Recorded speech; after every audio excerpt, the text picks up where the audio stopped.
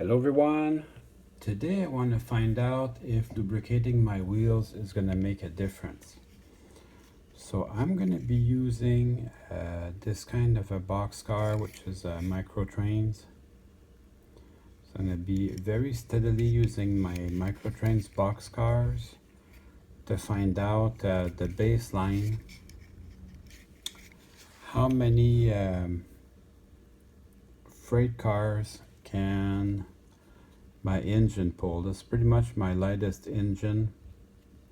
It's a lifelike SW9 or SW1200, and it's a nice running engine to be sure, but it's the lightest engine that I have, so it should pull the least amount of freight cars.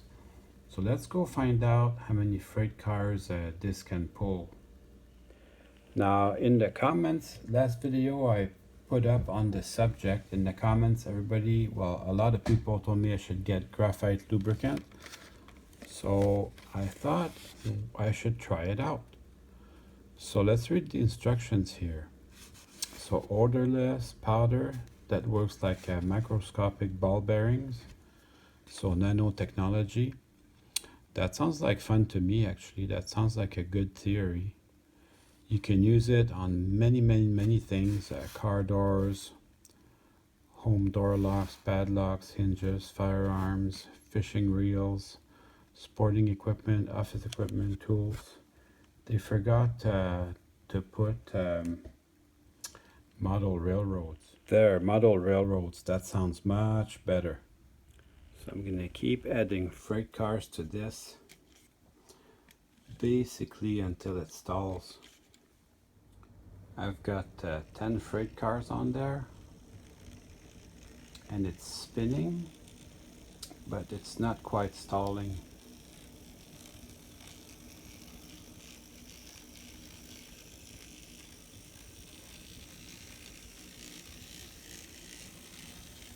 So I'm gonna add a caboose to this, and that should do it in. This is with the caboose. I'm gonna take up the slack.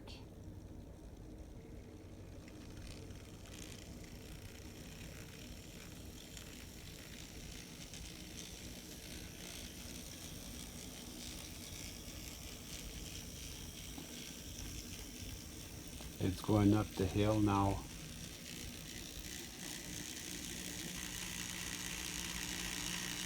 So that is pretty conclusive. It's pretty much stalled. I've never ever used this before. I'm very curious to see how it feels. Graphite conducts electricity, so if you want to use it on your locomotives, it probably is okay.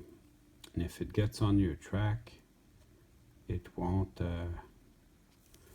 let you stall. So it's dry lubrication. So now I've got to lubricate all these wheels. I really like these brown wheels. Yeah, I pretty much have to pull the pin to get to the wheels. That's gonna take a minute. And I really like these freight cars, so I'm gonna be extra careful with them. So yeah, probably very gently on there. Get the trucks out. And then I have to lubricate these. Well, now since I have them in my hands though, I'm gonna double check that everything's super clean. Put a little bit of that on there.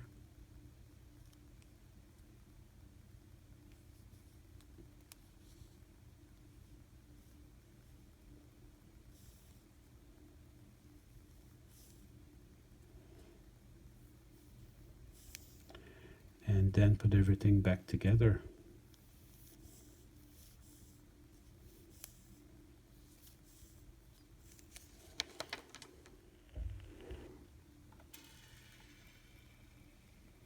Well, it seems to help anyways.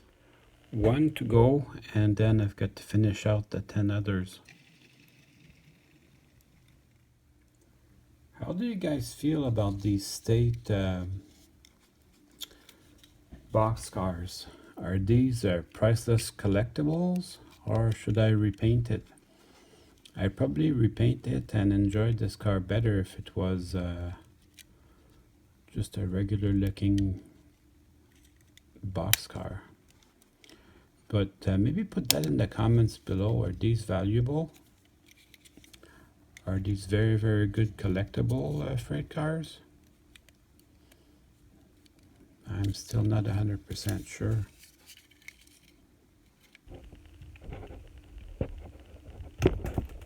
There we go. Yesterday I was flipping through the Vollmer catalog. Have you had a look at what they make? Their buildings on the downside, they really look German, but they have really good details, and they come in molded in color, and the colors are actually decent. So even a beginner, or if it's your first building, they still look awesome. I've seen people build them without painting them, and the Vollmer structures, they come out great. That is a good company. They've been around for years, so people can find them. So far, the technique that I found works best is I put some on my finger and I fill the little cup where the bearing sits, and then I'll reintroduce the wheel. I really have to clean it before I put it back.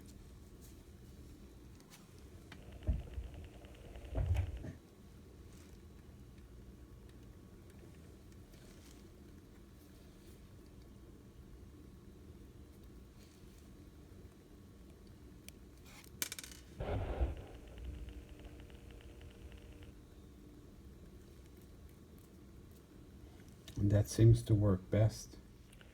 I put everything right back together exactly the way it was.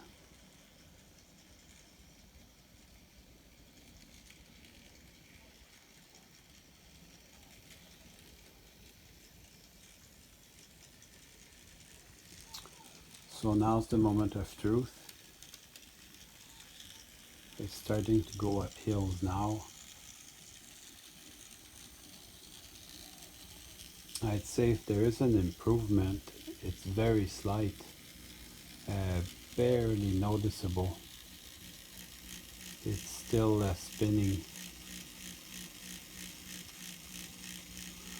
So that's pretty much the end of my quote-unquote scientific test. Even though it feels good to clean and lube all these freight cars, there's not much change.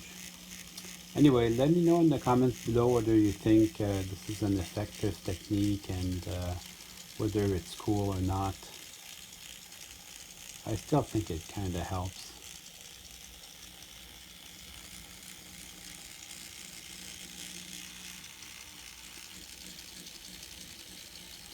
I'm going to take one freight car off so I can actually run this train. Well, I took the night to sleep on it. I wasn't 100% happy with my experiment with the graphite. So today I'm going to try something different.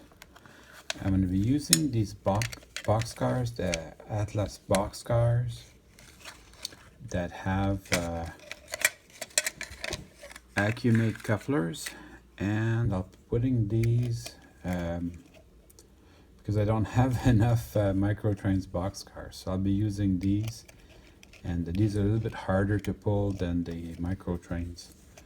So let's see how many of these it takes to stall my engine. And also I'll be using a different kind of lubrication. I'll be using the Label 108. Let's see if we have different results today.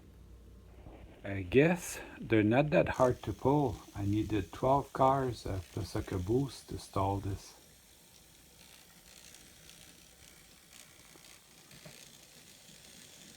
It just really wants to pull today. So alright, let's loop this up and see what happens. Alright, so here's my plan.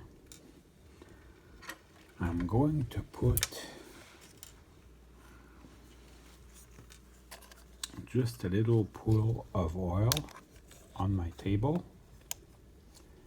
and that should allow me to get my just enough oil on my wheels,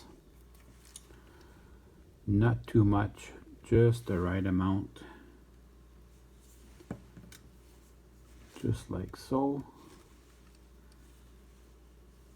and like so, just the right amount so I can go back and reassemble this and not have oil all over the place.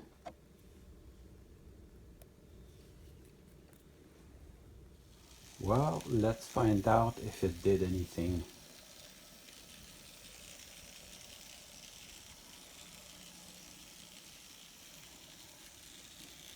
Seems to be doing pretty good. That's a lot of freight cars, you know, for a little SW9.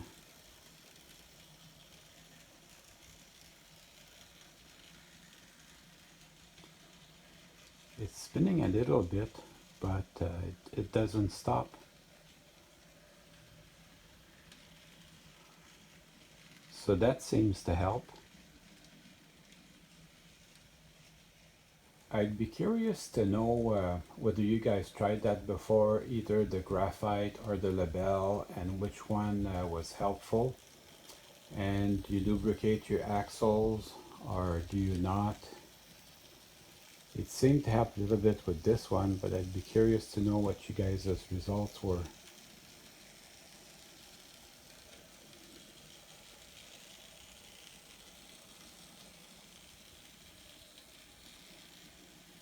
Well, I hope you enjoyed the video. I certainly had fun making it for you.